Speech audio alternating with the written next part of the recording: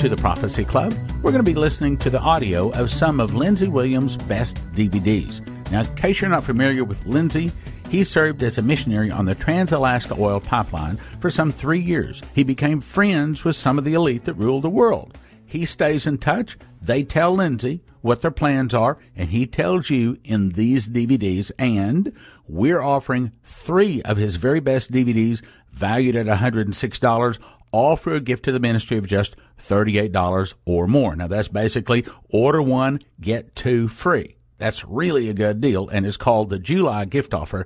Now let's go on over and listen to Lindsey Williams in one of these 3 DVDs. This is happening before your eyes, and the average American has not the slightest idea what is going to take place.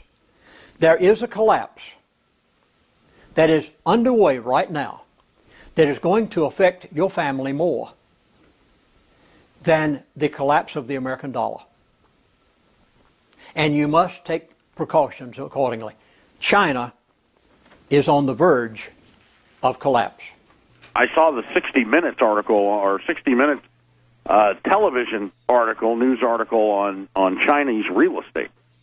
And I don't know if people didn't get a chance to see it. Go to YouTube and look at it.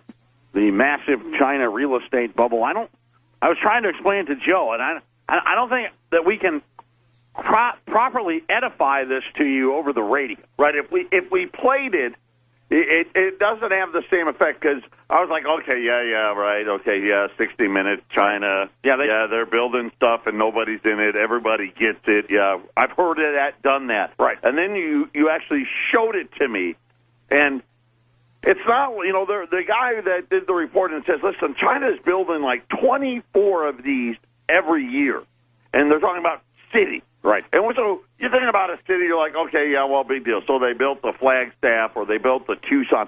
That's not the type of city they're building. No, they're building San Diego's and Phoenix's. I mean, and they're empty. They're empty, and they've been empty.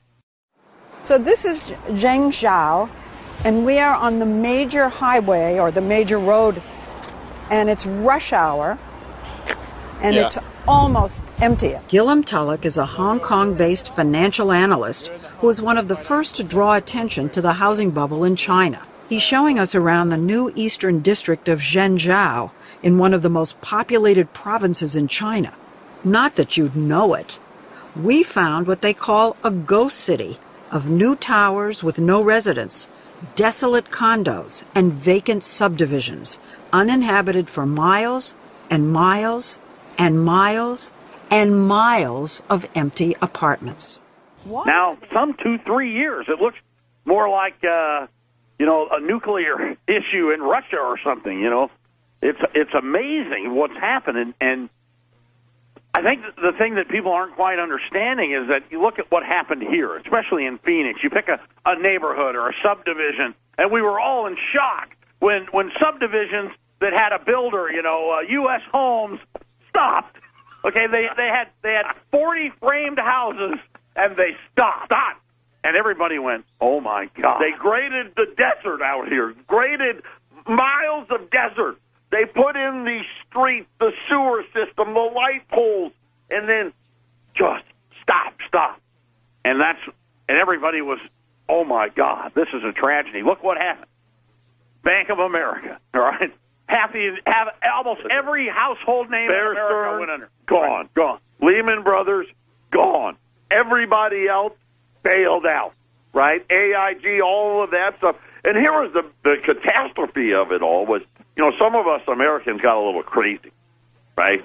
Some of them, bought 2 homes. The real crazy guys, maybe they bought 3. In China, they're talking about people buying 10. The middle class that made all the money, that had the factories and they were running everything, they got a little bit of money that were supplying us, and when they took everything that we built, now, of course, that's all saturated as well. Where'd they put their money? Well, they didn't come over here. I mean, we even tried to get them to come over here. Listen, there's rules. China's not dumb. They got a law that says, guess what, Chinese citizen? You've got to keep your money here. Right. Unlike here in America where we let you go ahead and rape and pillage all of our industry and take it all away, the Chinese don't allow that. They still are a communist nation. Let's not forget that. In my opinion, based on the footage that I've seen, it makes what's happened here in America look like child's play. Why are they empty? I've heard that they have actually been sold. They've all been sold. They've all been all sold. been sold. Absolutely. They're Owned by people in China's emerging middle class who now have enough money to invest, but few ways to do it. They're not allowed to invest abroad. Banks offer paltry returns, and the stock market is a roller coaster.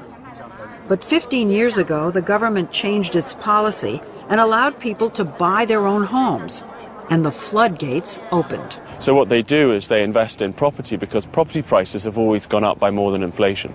And they believe it'll always go up. Yeah, just like they believed in the U.S. Actually, property values have doubled, tripled, and more. So people in the middle class have sunk every last penny into buying 5, even 10 apartments, fueling a building bonanza unprecedented in human history. No nation has ever built so much, so fast. And what's happened in Europe still looks like child's play. You're talking about vacant cities, ladies and gentlemen. You're talking about driving maybe, well, it's happening here in Detroit. Talking about, well, yeah, but Detroit, we get vacant cities because all the buildings are crumbling and it needs to get bulldozed. Right. These are brand new skylines of high rises. As far as the eye can see, they disappear into the smog, and just building after building, and then the shopping malls, and they're huge, and the office buildings, and the. How important is real estate to the Chinese economy? Is it central? Yes, it's the main driver of growth and has been for the last few years. Some estimates have it as high as 20 or 30% of the whole economy. But they're not just building housing. They're building cities. Yes, that's right. Giant cities being built with people not coming to live here. Yes, I think they're building somewhere between 12 and 24 new cities every single year. Unlike our market-driven economy, in China, it's the government that has spent some $2 trillion to get these cities built as a way of keeping the economy growing. The assumption is if you build it, they'll come. But no one's coming. This is really completely, totally empty, and it goes up. Gillum took us to this shopping mall that's been standing vacant for 3 years. Can I find this all over China? Yes, you can. They've simply built too much infrastructure too quickly. But I see KFC behind you. Yep. I see Starbucks over there. I see some other very recognizable American franchises coming in here. Yep. At least does that mean they have faith that this is going to ignite? No, these are all fake signs. This is to give potential buyers the impression of what it might look like if they moved in. They're not real. So KFC didn't buy this space or rent this space? No, they haven't. Starbucks? No. They just put the sign up? That's right. It's all make-believe, non-existent supply for non-existent demand. Look at that. Swarovski, Piaget. They're hoping for high-end, too. H&M, Zara. And it's all Potemkin. Yeah. It's surreal, and it's everywhere, like the city of Ordos in Mongolia, built for 1 million people who didn't show up. And no, you're not in England. You're in Thamestown, a development near Shanghai built like an English village. And it was finished, I think, around 5 or 6 years ago. And it must have cost close to $1 billion US. And you'll see it's still standing there empty. Well, I got to tell you, this is what starts world wars. Now, on top of it, okay, how many people do we have here? And they got 300 million? 300 million. Okay. Plus 11 million that they're going to legalize. Right. And the 11 million, but they're already here. Right. So they got